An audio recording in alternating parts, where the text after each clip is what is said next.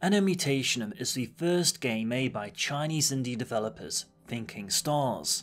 It is an action-adventure retro-style game with RPG elements, set in an anime cyberpunk-themed world, featuring pixelated 2D and 3D style graphics. You play as Anne, a highly trained waifu-style fighter, voiced by Suzy Young, who's somewhat reminiscent of Motoko Kusanagi. Ilya Kushanov was involved with the character designs, whose work you might recognize from Ghost in the Shell Standalone Complex 2045, hence the similar art styles. ANNO draws its inspiration from the 16 to 32-bit era of gaming. If you enjoy titles such as Castlevania, Super Metroid, or Valhalla, a cyberpunk bartender action, ANNO will have something to offer you, and I think it certainly merits a comparison to some of the best games in this genre. Gameplay is a standard Metrovania style affair, involving fun boss fights. However, by delivering an authentic retro gaming experience, ANNO inherits some of the limitations of gaming from that era. Most notably, a lot of reading is involved if you wish to delve fully into the plot, and this significantly slows down the pacing of the game.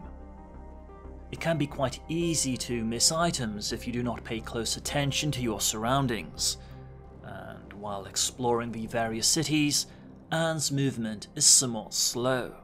As someone who's intimately familiar with this style of game, I thoroughly enjoyed my experience with ANNO Mutationem. It provided a nice dose of nostalgia, and as a cyberpunk aficionado who is a fan of retro gaming and Motoko Kusanagi, it ticked a lot of boxes for me.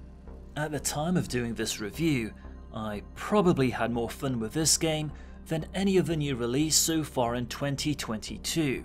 There is nothing particularly innovative here or memorable, nor does it excel in any area, but it's what I would describe as a solid, no-frills retro experience. I played in 4K on PC and encountered no performance issues or bugs, which for a game coming out in 2022 is extremely rare and should be commended. If you do intend to play ANNO on PC, I would strongly recommend using a controller, as the boss fights and certain platform sections require precision timing.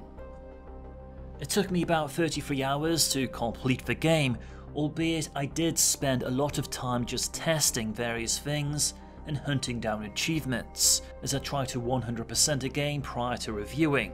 But to complete the main storyline and side missions, I estimate will probably take somewhere in the region of 15 to 20 hours. Overall, I recommend ANNO Mutationem.